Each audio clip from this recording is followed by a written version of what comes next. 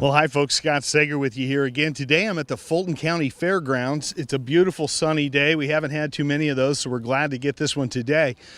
But a big event been happening here for the past few days. It's the Coon Hunters Association, and they're doing hunts, and Treeing Walkers is the official association that's bringing this all together. But we've had hundreds, if not thousands, of people from all over the country coming here to Fulton County, Rochester. Out to the fairgrounds, they're doing some night hunts. They're doing some showing of the dogs. There's some instructional or some educational pieces, some lectures. We just finished recording a great interview with three of the legends of the sport right here in Fulton County. So we've come to share some of the sights and sounds of the Coon Hunters Association and their big event here in Fulton County. Hopefully you enjoy some of this.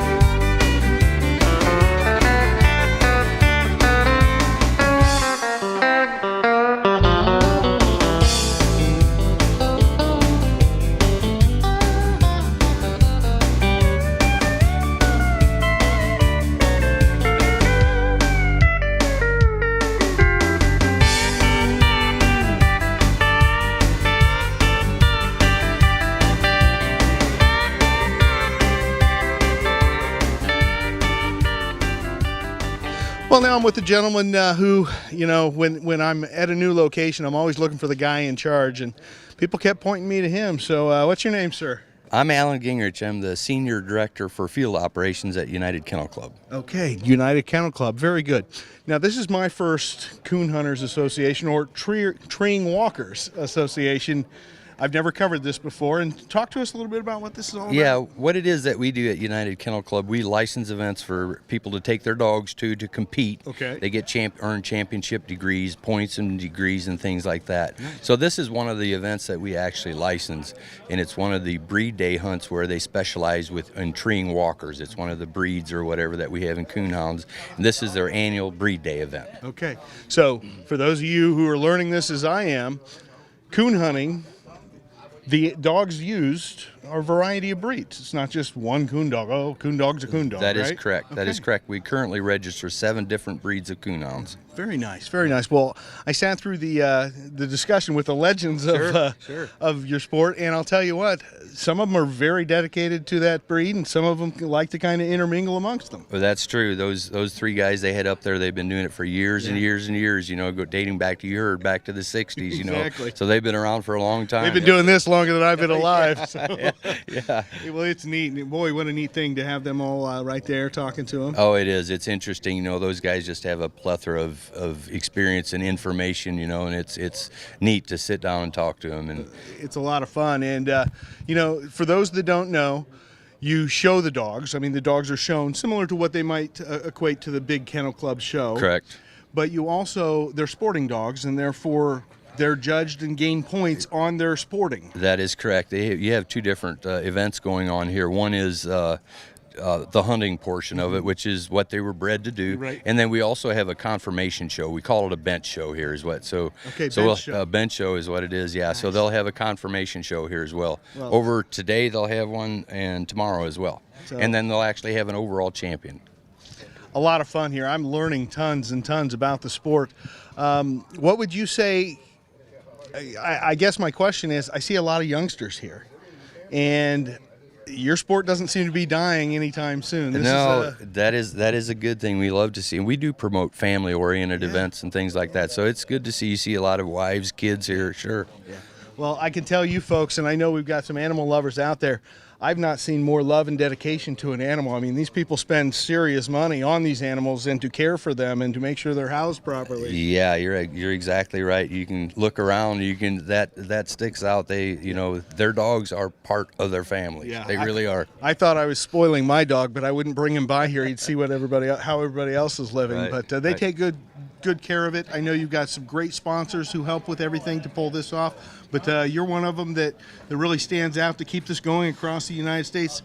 Yeah, I am just here on behalf of the Kennel Club, basically just supporting the event. So yeah, we answer any questions we can people might have and stuff like that. But one thing I do want to point out that a lot of people don't point out is they talk about raccoon hunting, that a lot of people think they take the game, but they don't actually take the game. It's a scoring procedure, so there's Did they hunted? Did they pin him in a tree? That type yeah, of thing? they trail the scent, and the raccoon is usually way ahead of the dogs, so they actually, the raccoon is up in the tree, and they find the raccoon, and that's the scoring system they have. And if they don't find one, that's the negative part of the scoring situation too. But no game is harmed or taken or anything like that. Yeah. Well, you gotta have the game, you gotta have the coon count to be able to qualify for anything. And this is a good area for that. They have an abundance of game around here. So excellent. North Central Indiana, of course, all the woods and the fields and the corn and everything for them. Well, one thing that I would like to say is that what I've learned just very quickly is how steeped in tradition this sport is. The sport's been around for hundreds and hundreds of years, going all the way back to, I'm guessing, England or even before. It is. It's interesting if you dig back into history. George Washington brought all his foxhounds over, and I'm telling you, a lot of these coonhounds originate back to those foxhounds. No kidding. Yes, sir. Just steeped in tradition. Yep, so it very is. neat. Well, thanks for being here. Thanks for coming to Rochester. We've enjoyed having you, I know, and I hope the competitors have felt we've been hospitable and enjoyed themselves. Well, I think they have. We appreciate you guys being that hospitable, and we appreciate being here. Oh, it's our pleasure. Our pleasure. Well, thanks again. All right, you're welcome. More interviews and more stuff coming up right now.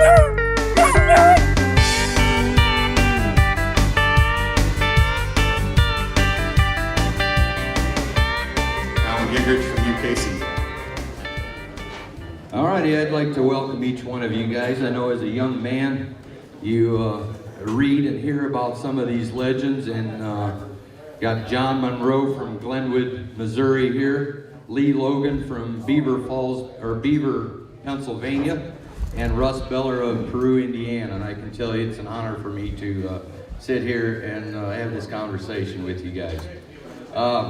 Obviously some big name dogs in the sport. Today we're going to talk about some of John Monroe's dogs he had over the years. Finley River Chief. He was the sire of Spring Creek CB. He's also the sire of Finley River Spot and Finley River Dan. Had another dog named Beaver Lake Lightning. Monroe's Finley River Joe, who was the 1974 Walker Days champion. Had Finley River Spot. He was the son of Finley River Chief, and he was also the 1965 ACHA World Champion. Monroe's Little Chief, Kentucky River Chief, Finley River Pete, Finley River Bell, Buck Creek Ike. These are just some of the hounds that John has owned throughout the years. Some of Lee's dogs we're going to talk about: Logan's Wild Julie, Logan's Wild Clover, who was the son of Owen's Hardwood Bozo. He's also the sire of the 1990 UKC World Champion, Tony's Wild Joey. That's owned by Tony and Joey Davidic. He's also the sire of Wessel's Wild Casey. Logan's Wild Genie is another one that Lee had, was the mother of world champion Joey. Logan's Wild Joe, Wild Jody, Wild Quick, and Wild Quick Tree are just some of the dogs that Lee's had a lot of success with. Some of Russell's dogs that he's had throughout the years: Beller's Indiana Shep, Moffitt's WC Demon. He was the 1980 and 1981 PKC World Champion. Beller's Striker, who was the 1982 ACHA World Champion. He also had World Champion, Grand Night Champion Beller's Pac-Man, who was the 1986 World Champion. Easy Going Eileen was the 1980 ACHA World Champion. Awesome Annie was the 1993 PKC World Champion. Had Beller's Psycho, Beller's Ann, What's Up Doc, Boggy Bottom Bonnie, Beller's Sodbuster, list goes on. Beller's Ajax, who was the 2001 Extravaganza winner here at Walker Days. Beller's Special K won it the next year in 2002. Beller's Janis Joplin was the 2007 World Champion. Miami River Big D was the 2009 World Champion.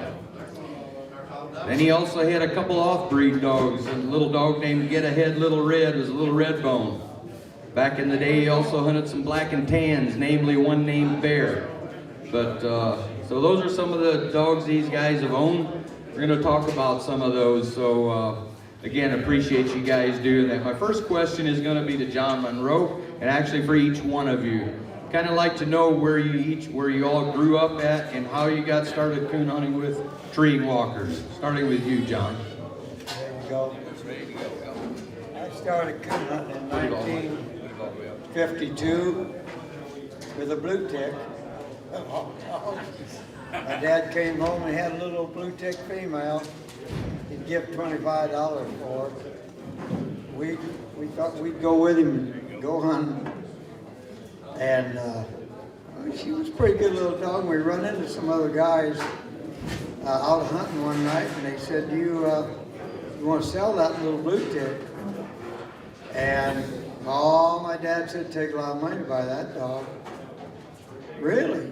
Well, we run into them down the creek way, and they wanted to buy it, blue tick. Dad said, "Well, I'll sell it, but take a lot of money." So how much you want? So I got to have $100. That was my first coon dog right there. Well, we sold her, and then we bought another couple of dogs, and we really fell into that coon hunt, my brother and I. So that was the last year that my dad hunted. He said, "You guys want to hunt? You're on your own." So we bought and sold dogs, and finally got something with Tria Coon. And in 1965, I made up my mind, I'm going to Walker Days. Big advertising hunt, that was a big deal. So I come out here and hunted in the grade hunt, and won 10th place with a little old female I had, and that kind of gave me the bug. And run into Dwayne Clark. He said, "If you want to buy a good dog," he said, "I know where's a good one." He said, "Buy old Finley River Spot." So after a while, meeting and calling and talking, I ended up buying Finley River Spot, and that was in June 1965. Well, the World Hunt was in October, and my brother and I hunted that dog every night for six nights a week anyway. And the hunt was come up at Lee Summit, Missouri. So we was working on a hospital job. We told them we was going to take a few days off, go down to that World Hunt. And they said, "Well, you ain't going to win that hunt. You know how it is." So we went down there, and they had 237 dogs at that hunt, and won that. And got to thinking about it. I wanted to get into breeding them dogs. And we had a breeding issue with spot dog. That's another issue, but anyway, come November, we decided we needed the dad to that dog. The dad to him was in Romulus, Michigan. John Guilford owned him. The dog was coming 8 years old, and end up buying the dog, the old Finley River chief. And everybody said, why would you give $3,000 for a dog coming 8 years old? Well, I could have bought 2 new pickup trucks for that in 1965, 66. So that's where I started in with old chief. And I think God was looking out for me, because he did me good, and they had pups all over the country, and people was coming to breed to him. And then the Smoky dog of Dwayne Clark's won the World Hunt the next year. He was a grandson. And then, of course, Gaines Finisher, he won it.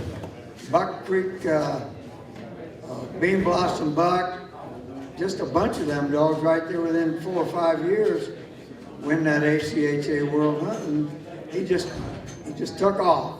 And well, you know what it's like today. Most of these guys enter the dog. If he looks back in them far enough, they'll be Finley River chief in their pedigree. Very few of them that won't. Yeah, we'll get into a little bit more of that here in a little bit. We'll pass the mic on down to Lee. Same question, Lee. Where did you grow up and how did you get started with treeing walkers? Well, I grew up in Beaver, Pennsylvania. Parents lived there, grandparents lived there. I started off with a red bone, traded 2 good Beagle pups for them. They were good rabbit dogs for their age. Took him to the woods, didn't know much about hunting, had a 2-cell flashlight. Got my dad out of bed, said, what's he supposed to do? He said, well, he'll stop when he gets to a coon. And Dad went to bed. I listened to him for another half hour, got Dad out of bed, and he came down. And he said, Lee, he said, that dog's running a rabbit, and he's not a very good rabbit dog. So I turned around and traded my red bone back for the 2 Beagles, and it was later on I got started, and I ended up buying the old Wild Deuce dog down in West Virginia. His house was a cardboard TV box turned up down on a hillside, and bought him, and it just kind of went on from there. Russ, where did you call home as a young man? Tennessee. I grew up in the hills there and started coon hunting probably when I was 10. Neighbors sold me a half blue tick, half of black and tan, and about a quarter curve. And didn't have enough money to pay for it, had to work it out. We were so poor, didn't have enough dog food to feed it, couldn't buy no dog food. So I was scared to bring him home, didn't have enough scraps to feed him. And that was rough times back then. And I hunted that dog there for about a year. And I won the Tennessee state hunt with him. I think I was 11 years old in the grade hunt. And that same night, I got him killed by a car run across the road. That's the only second dog I've ever had killed hunting them at nighttime. Hunting them myself, and then I come from there to Indiana, and I've been here for 53, 54 years, and all I've done is coon hunting work. I got you. The next question is going to be for all 3 of you again. We'll just stay with you, Russ. Describe what you look for, what you prefer in a coon dog, and is there any one particular trait that you look for more than others, or is that you absolutely must have in a coon hound? When I look at a dog, he's got to have some brains. I mean, he's got to count those coons that's in the woods. I mean, if he trees one, there's another one. He's got to turn him loose. He's got to go tree that one. He's got to have a nose that can run that track. I mean, he's got to have a nose for me. You can't go in the woods and tree every 3rd tree in the woods and burn out 2 or 3 lights of looking. They got to have the coon up in there. All right, same question for you, Lee. Well, I agree with him 100%. You got to have some brains. I got to like them. They got to run a track, and they got to tree and stay treed. If I climb a mountain and the dog leaves or doesn't have the coon, I'm not a very happy coon hunter. So that's kind of what I look for. Well, you know, especially the guys that got some age on them in here, hunted back in the 60s, 50s and 60s, most of the Walker dogs, they didn't have a reputation of being tree dogs. They was more or less dogs that was cold-nosed dogs, and they might bark 40 or 50 barks on a minute. But today, it's a whole different picture. People are more interested in dogs that loudmouth dogs, go through the country with their heads up, looking for a tree. I don't think that they're near as accurate a tree dogs as they was 50 years ago. I mean, when I was the age of most of these young fellas in here and hunting those Finley River dogs back in the 60s and 70s, we never thought about going to a slick tree, never come to our minds. But now, and I think they'll agree, these young guys going through them woods and them trees are going to say, God, I hope they got him. We never even thought about that 40, 50 years ago. I'll agree that the dogs today are probably faster, but I like a dog that when you cut him loose, you don't hear a bunch of babbling and don't open his mouth till he smells a coon, can work a bad track, and when he trees, they gotta have the coon. Where I live, I'm in the hills and gullies, and I can't walk to a slick tree and be happy with it. I enjoy hunting. I hunt by myself 90% of the time, and when I go to that tree, I want to see a coon. And I won't put up with a mean dog, because they've got to stay on them trees. Finley River Joe was probably the best dog I ever owned for what I wanted. And he would leave a tree if a dog jumped him. The guy said, I wouldn't have that dog. He ain't going to stand up and fight. That's not, there's two different classes of types of hunting. One is competition, and one's out there for pleasure. Well, at my age, I'm more interested in the pleasure right now, and a lot of these guys will be when they get my age. But I can't handle them mean dogs. We go to them trees. The last time I was in a night hunt, I think, dogs was treating it. A guy's dog come into the tree, and he started wailing on him. I said, what are you doing? He said, he ain't got no business being here. I looked at him and I said, is that right? When we hunted them dogs, if we hunted 4 dogs, especially pleasure hunting, we'd go at the tree, there'd be 4 dogs there, and that's what you call pleasure hunting. Competition, they don't want them together, so I got to have a good track dog. They don't have to have a big loud mouth, but one that's pleasurable to listen to, and have the coon when you get to them. Thank you. All right, John, we're going to stay with you here. You're obviously best known for owning the Finley River Chief dog and starting that Finley River line of hounds. And you already talked a little bit about how you came to own Finley River Chief. But my next question to you is, describe Chief in the woods. Well, Chief had an extremely cold nose. He could pick up a track and run it, but a lot of dogs never open. And really, I want to make one thing clear. I didn't start these dogs. John Shetler and Glenn Bexley. John was from Sugar Creek, Ohio. Glenn Bexley was from Corning, Iowa. In 1957, Glenn Bexler drove to John Shetler's in Sugar Creek and bred Bexler Supreme Sally to Shetler Sonny Boy. Those were the men that really started this. I was, with the fate of God, lucky enough to get into them the way I did, buying Spot, and then going and buying his dad, and those dogs done the rest. I just kept shepherd over them, and of course they became real popular in the 70s, and they're still going today. So, Describe him in the Chief in the woods. How did he operate in the woods? He cut him loose, and he never opened until he smelled a coon. He didn't stand on his head. He didn't fly on a track. He just drove it on out. And I've seen him tree on trees that a lot of dogs wouldn't even get up on. and we hunt him in the snow, zero weather. I had fellas come from down south to breed a female, 70 degrees to get my place to be 5 above zero and a foot of snow. And I had good pleasure out of making them go hunting. They couldn't believe that dog could run a coon in that snow like that. How did you come to the decision to promote him as a stud dog, and how many pups did he have? And thirdly, did he cross better on any one particular line of dogs than others? Well, it didn't seem to make any difference what type of females you bred him to. You'd get something that'd run and tree a coon.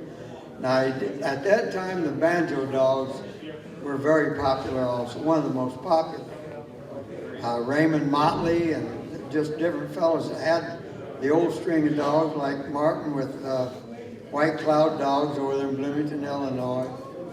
It seemed like they all wanted to try a little bit. The banjo dogs, actually Banjo 2 and Johnson Banjo, those females crossed good with Old Chief. And you can tell by looking at 7th generation papers on a lot of these dogs that old Johnson Banjo, of course that's been 50 years ago, they're starting to breed out. The papers aren't big enough to hold them all now, but they were good. They made a good mix with the Finley River Chief dogs. How did you come to the decision to promote him as a stud dog? What made you decide to start breeding him to begin with? Ray Charles could have seen that. My Lord. All you had to do was pick the book up and you'd see it like old Rock and CB, and Finley River Dan and Finley River Queen, and like I said, Bean Blossom Buck, Gaines Finisher. Them dogs was all winning everything.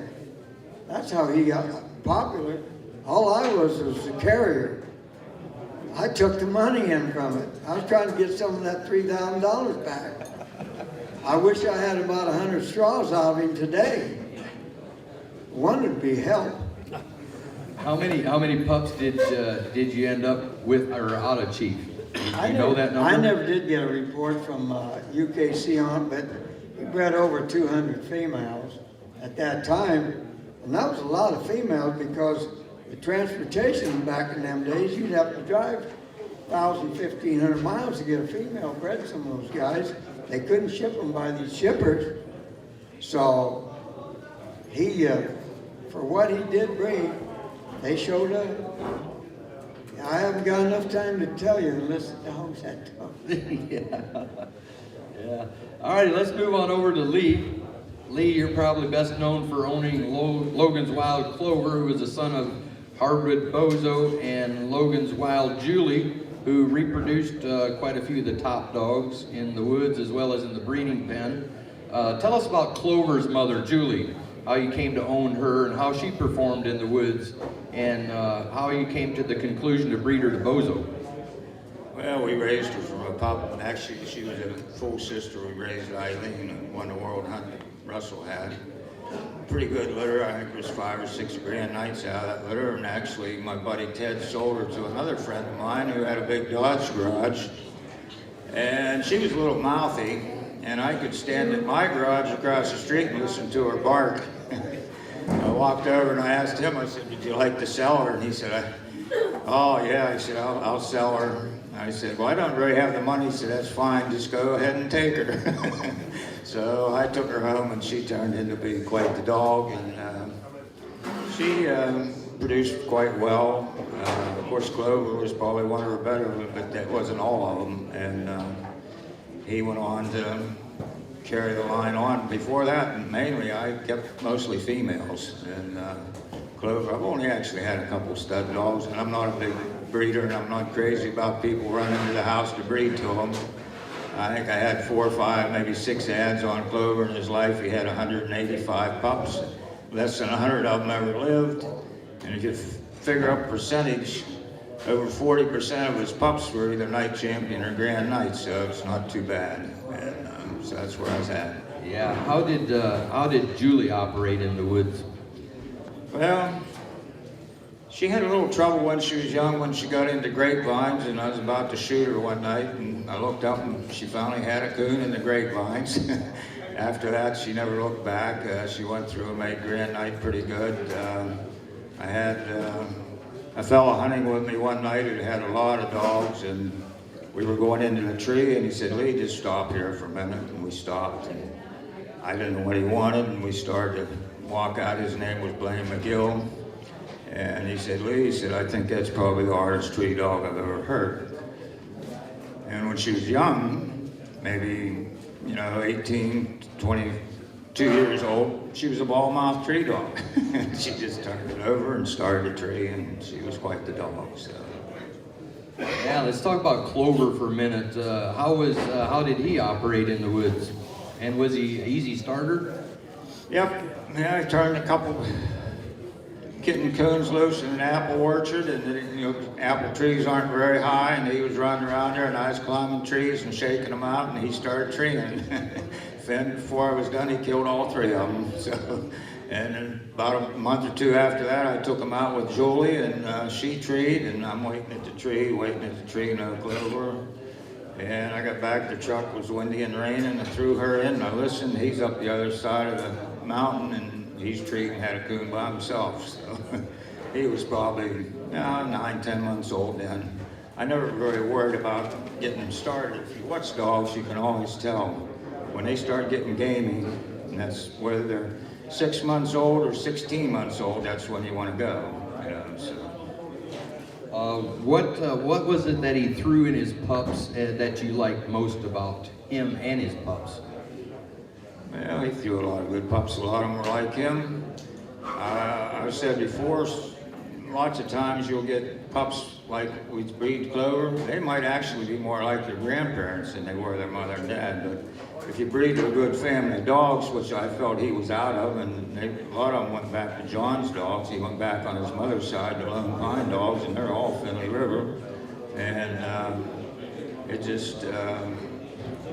he was very cold-nosed. He's a pretty fast-track dog. He was good at getting off by himself, and he had good locate. You could call him a long ways off. When you heard him locate once, you knew who was locating. Yeah, and he threw a lot of those same traits into his pups? Yeah, he did. And another thing, and I try to, he and his mother and a lot of those dogs, I never had to shock them. I never had to beat on them.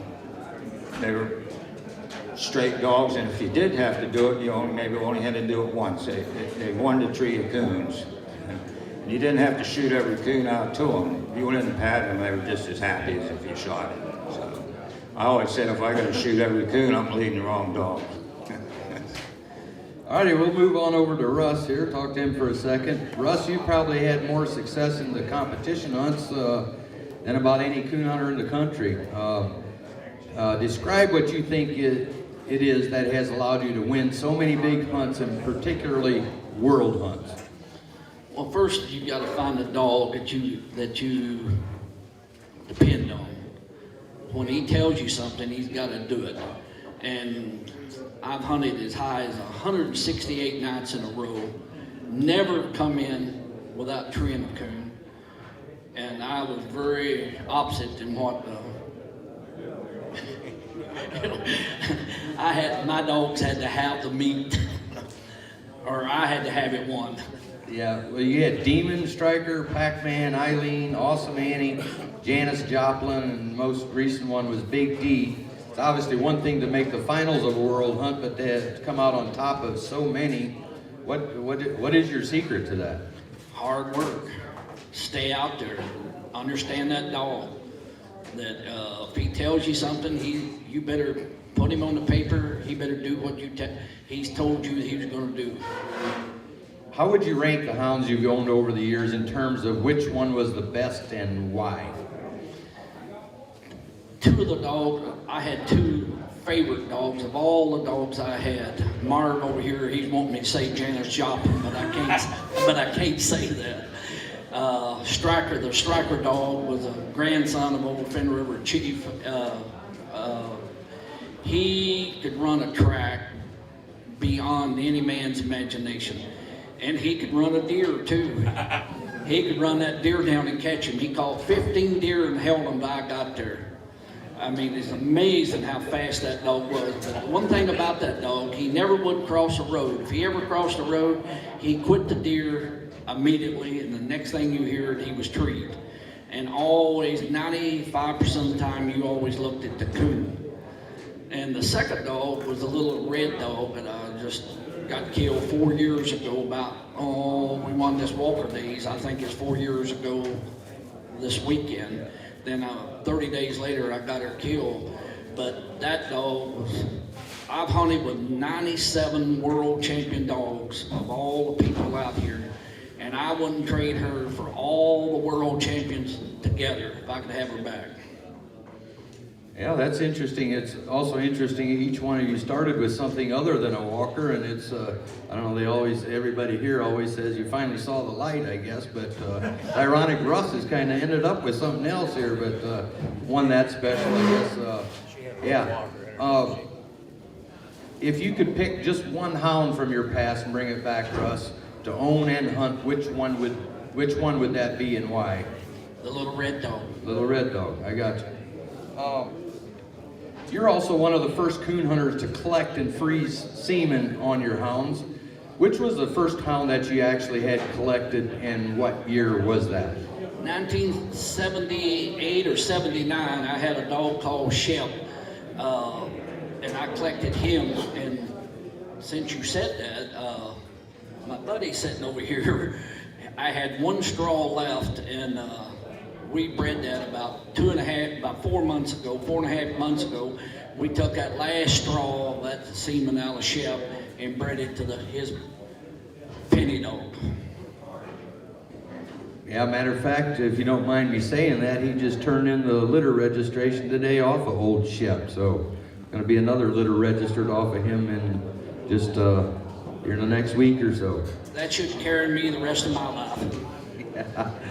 Alrighty, next I've got some questions here that they gave me that came in from the Treeing Walker Association's Facebook page. And Russ, we're gonna just stay with you, and this is a questions for each one of you. A question came in from Travis Bowling, asked, which hound in the past had the most influence on the breed, and what hound presently has the most influence? Now that's just from what you see, not necessarily your own, can be your own, but most influence on the breed and the hound presently that has the most influence. Pac-Man probably has been the best, producer that I ever had. There's a lot more dogs out of Pac-Man than any dog I ever bred, and Shep would be the second. All right, same question to you, Lee. Well, I'd have to say Clover without a doubt. And probably the next one would be Western's Wild Casey, who was out of Clover. These are dogs that I'm associated with. And I don't really line breed, but probably my best cross, one of the best crosses I ever made was I bred an aunt to her nephew, which was Clover. I bred him back to Logan's Wild Genie, who was out of Riverbend Flag, and that was where Joey and Casey and all those dogs came from. Those two influenced me a lot. What do you think? We'll go back to Lee here for a second. What about in today? What do you feel is the most influential hound today? That's a good question. There's a lot of good ones out there, I think. I think the guys are doing a good job. We talk about the semen and stuff, which is great. I wished I had some on Old Clover, but I don't. But I always said, as a breeder, if you're doing your job, the dogs ought to be getting better. So if they're getting better, what do we need to go back for? But yeah, there's a lot of guys out there doing a great job, and there's a lot of good dogs. I don't get a chance to hunt with them all. I don't hit quite the hunts that I used to hit, but I'm impressed. They do pretty good. So, John, same question. Well, naturally, I'd have to say Finley River Chief. And I'd say next to him it'd be a toss-up between Beaver Lake Lightning and Finley River John, from what I've seen of their pups and what they've done. All right, next question. We'll just stay with you, John. Comes from Brent Brown, who's asking, how many average to decent dogs did you each go through before you got that one special dog? first one I got was pretty special. I don't know what you mean by special, but that Finley River spot was special. Of course, Chief was too, and then came Finley River Joe. And I got a whole list of them I could tell you, but I'd have to say Spot, actually. And he got shot. Farm kid shot him one night. Him and we had a grandson of Merchant Spaulding hunting, and there wasn't no livestock in the timber or nothing. And kid's dad said he was going to town, and if any dogs come around, they'd shoot them. Well, they crossed across the road from where they was hunting.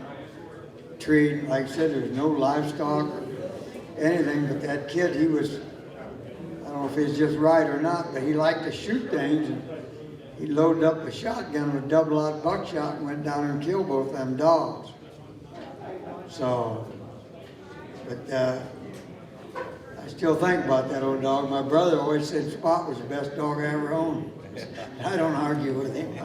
Everybody's got an opinion. How about you, Lee? How many dogs, average dogs, did you go through before you got that first one that you just really liked? A lot. I had black and tans, blue ticks, walkers, flock dogs, red bones, but probably my favorite, one of my favorites was Jeannie, the cross between Lone Pine Joe and Riverbend Flag. And before we were asked a question, what dogs crossed well and what dogs didn't, but give Russell a little credit there. Probably on the dogs out of Clover, from what I've seen, and the dogs out of Casey was actually the Pac-Man dogs. They probably crossed best back on my dogs. We got a lot of good ones out. I didn't cross it, but a lot of guys that had them used Pac-Man and liked them a lot. So. Russell, same question. How many average dogs did you go through till you got that first really good one? Hundreds. Well, that's depressing for all these young guys out here getting into the sport. I was a slow learner. It took me a long time to learn what I was looking for. Once I learned it, I've done pretty well with it. Yeah, next question comes from Junior Crabtree in Tennessee. He asks, why have you guys stayed with this, with the treeing walker breed so long? Well, I got out, I got a red dog. But it had a little bit of Shep in him too, in her too. She was half walker. So yeah, you can't say you completely got out of it then. No, the Shep dog has done more for me than anything. Any of my dogs, him and Pac-Man has done very well for me. All right, well, same question for you, Lee. Why have you stayed with the walkers? Any specific reason that you just stuck with this breed? Well, I'll tell you the truth. I bred black and tan female. I think I got one dog with Tree. I had a real good little English dog called Little John. I bred him to about 3 different females. I got one dog with Tree. I bred my old Deuce dog to Jill and had 5 Grand Night champions out of the first litter. I thought, boy, this is easy. Well, I found out it really wasn't, but that's what really got me hooked on them. And I liked the dog really dug in, and I didn't want a dog coming back, and I wanted a tough dog, and they were tough, so that's what I like. John? Well, I've never really had a reason to go any other direction from Finley River Chief, and the dogs that I've got today, they all go back to Finley River Chief, clear back 6, 7 generations, and I enjoy them. I like the way they hunt, their mouths, their looks. They're not mean, they're easy to get along with, so I've just stayed with them. Well, when I come out here in 1965, and I've come out here every year since, so that's 53 years. When I get a hold of something I like, I stay with it. I like the Walker Association. They've been good to me, and I hope I've been good to them. So that's why I've stayed with the Finley River Dogs. All right, my next question comes from Chris. He is asking about what do you feel was your most successful cross, and why do you think it was successful? You mean with other bloodlines? No, just any cross you ever made. Your own breeding crosses that you made. I wouldn't know. I couldn't tell you. I made a lot of them. There's none that you felt was the best cross you ever made. No, I made too many of them. I couldn't tell you. I made a lot of good ones, I thought. Yeah. Sure, Lee, you got any cross that really stuck out to you? Well, a lot of people maybe never heard of it. The best cross I ever made was my Logan's Wild Deuce and Lone Pine Jill. And that was really quite a cross. They were the toughest, hardest going dogs I've ever had then or since. But great dogs, really enjoyed them. And it really got me hooked really bad on walkers after that. Russell, same question. I would say when I bred Striker to Pac-Man's mother, she was a daughter of Miller's Rock, and put Pac-Man, I think Pac-Man, for being a breeder, put me on the mount. And that's been, my God, I think that was 1980. So there's a lot of world champions and a lot of grandsons and daughters that really done very well out of that. All right, next question comes from Charlie Atkins. We'll stay with you, Russ. In your experience with entire litters, have you seen a better reproducing record from the All-Star in the litter or one that is more common in ability? I think it's got to be the ability in these dogs. I mean, you know, if I'm going to breed something, I like to look at the anchor of the dam on the bottom side, and that'll tell you more than anything in breeding. All these dogs that I breed, I try to have something solid on the lower, on the dam side, on the bottom side. I look at that very, very close. And I also do that in the deer business. And I've created several world champion deer too, broke world records with them. All right, Lee, same question. Yeah, I have to agree with Russell on that. It's females got an awful lot to do with it. The better the female, the better the use of the litter. But lots of times I've seen, and he asked about whether the All-Star or just the average dog, the litter was the best reproducer. I've seen the average one sometimes outproduce the All-Star. Just because that dog won a lot of stuff doesn't mean it's going to produce anything. John? Well, it's quite controversial on who puts the most into a pup, a female or a male. I don't know how many hundred females I've bred these dogs over 50 years. And I've not been smart enough to figure it out, because you might get one litter that look a lot like the mother and act like the mother. You might make that cross right back again. They look more like the dad and they act more like the dad. They got voices like the dad. So dogs are kind of like kids. It's hard to get two kids to look exactly alike. And you do, they're twins, you know that. But outside of that, you don't know where you're going to end up with that, whether you're going to get 5 female pups out of a litter and 5 males, and the females are going to be the best, or half of them are, the males are the best. Anybody that tells you my idea on it, they say, well, some of these guys are self-appointed genetic specialists. They'll tell you what dog is reproducing the good ones and the bad ones, and I don't think anybody can figure out exactly what you're going to get when you breed. You just hope for the best. Breed the best, to the best, try to get the best. And you can't go by what they've got for a title, whether they're a world champion, or whether they're a Grand Knight, or whether they're not even registered. I've seen dogs that wasn't even registered get some good pups. So you got to use your own intuition about, I think this dog and this old female here make a good cross, and hope for the best, because you don't know. I've been down that road before. All right, my next question here comes from Ronnie Stark in Mississippi, and I think it's a really interesting question here to ask you guys with all the experience you have. But have you guys ever seen a major difference in the first litter as compared to the second or third litter from the same cross? What's been your experience? Well, I think I just touched on that a little bit. You don't know. You might make a cross, really like them pups, just what you want. You might make that cross again, you're going to say, well, they don't even look and act like that other litter. You don't know.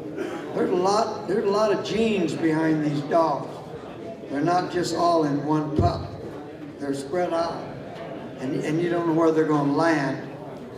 They said, I'm not authority on breeding genetics, but you just don't know where they're going to land. So you feel it's a myth that the first cross is usually generally better than the second or third cross? No, you don't know that. You might make 3 crosses with the same cross, and the first cross you like, second litter you don't like, and the next litter might be like the first litter. Majority of them. You got to go by percentage. Anyway, so you're not going to make a cross and say, man, these are what I want. You make that cross 3 or 4 times. By the time you get to the 4th cross, you're going to say, I don't think any of them dogs was just exactly like the first cross. They might be better dogs, they might not be worth a hoot.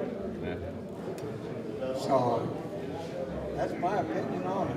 All right, Lee, what's been your experience, your thoughts on that? Oh boy. I think a lot of it depends on who you get those pups to. Because there's some people can train them and some people can't. And some people let them stand in the pen. So if you have 1, 2, 3, 4 crosses, how do you know who handled those dogs? I know people can take a dog out of the dog pound and make a tree. And maybe somebody can win a big hunt and he doesn't know how to get a dog going. So what I've seen most of the time is it'll even out pretty much on the crosses if you get the right genes going in the right place. They're not going to all, like John said, they're not all going to be alike, but that's one nice thing about trying to stay with the same bloodline. You can see traits 2 or 3 generations down that he had back in old Finley River Chief or Finley River Spot. Those traits will come through down the line. So you never had any reservations about breeding a female, making the same cross more than once or twice? Well, if I get a good dog, buddy, you better believe they're going to get bred again. Yeah. Russ, what are your thoughts on that? I would never breed one time. I've never had no luck of breeding making the same cross time after time. I've never had no luck.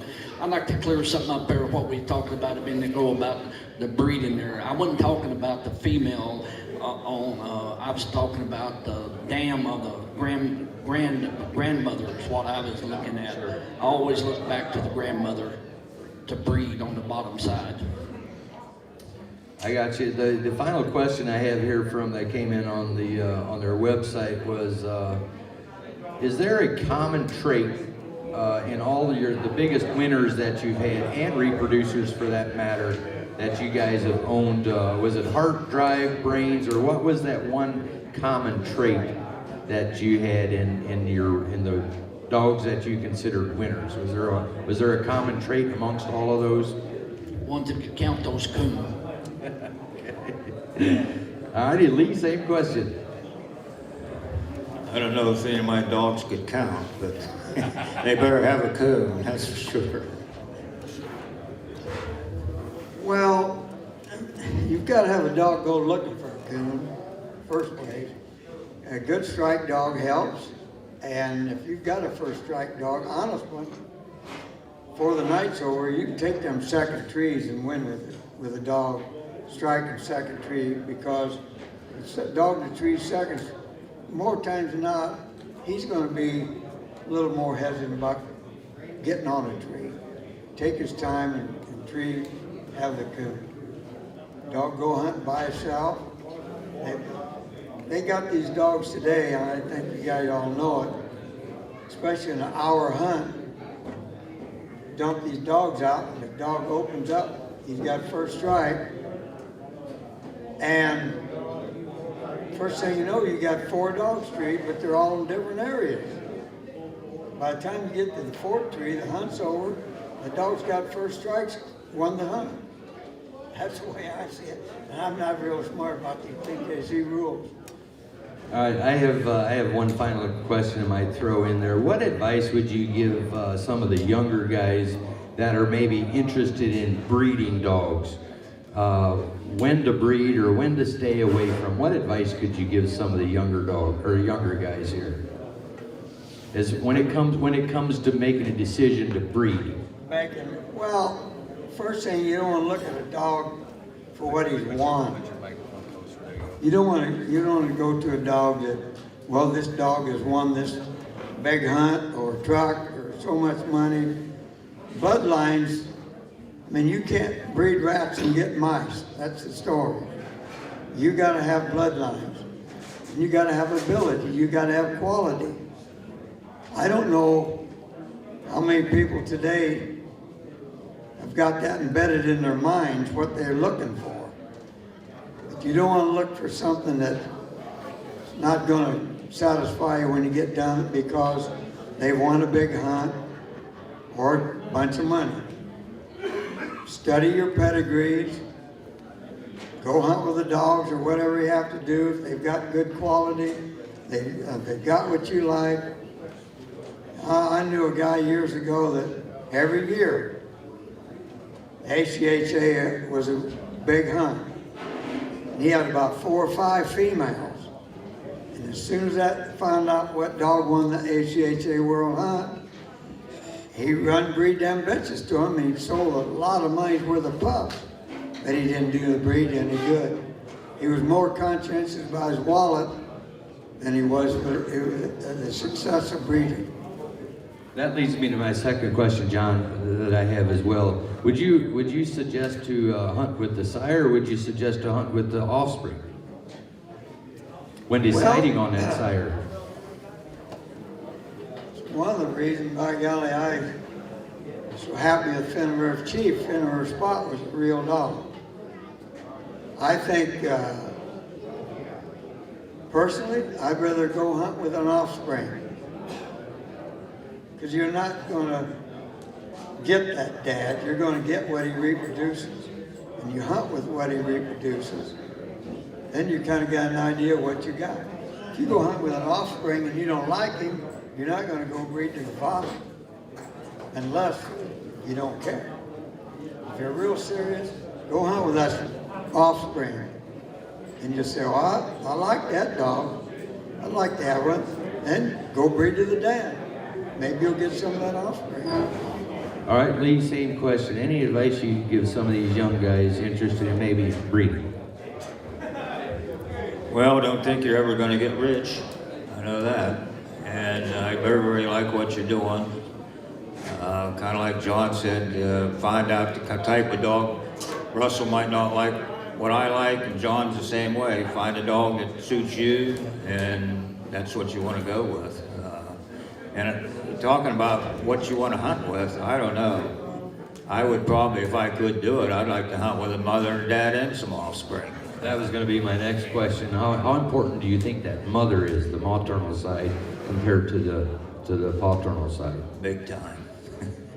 I think the female is very, very important. So I've had good luck with it. I've had good females, and I've had real good luck. Sometimes, used to be, if you guys remember back in the day, you could buy a male dog puppy for $100. You sold the females for $50. Check the books and see what they're going for now. You may pay more for that female than you will pay for the male. Guys, it's taken a while. I run an ad on an old Deuce dog years ago, first ad I run, and I told him, I said, you guys that bring females in, don't be surprised if you get dogs just like your female. Because, you know, he's not going to make a world champion out of a Cocker Spaniel. So, I'm kind of a female man, so. Russell? Well, I've had probably more world champion females than anybody ever. And I don't recommend anybody buy a world champion pup out. I want them because I've never had one to produce a world champion, but I've had grand pups of them to win the world hunt. So I stay away from the. If I breed a female, I'm trying to get the pup out of that world champion to be a winner, because I have never had no luck whatsoever breeding a world champion and having even coming close to what she was.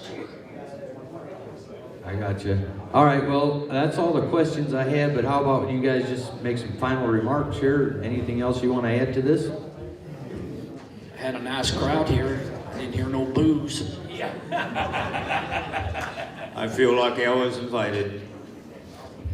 Well, I appreciate the opportunity to be here today. Like I said, this will be 53 years in a row I've been here, and hopefully I'll be back next year. I've always supported the Tree and Walk Association, and I appreciate it very much. Thank you for the crowd. All right, thank you guys for agreeing to do this. We really appreciate it. Thank you all.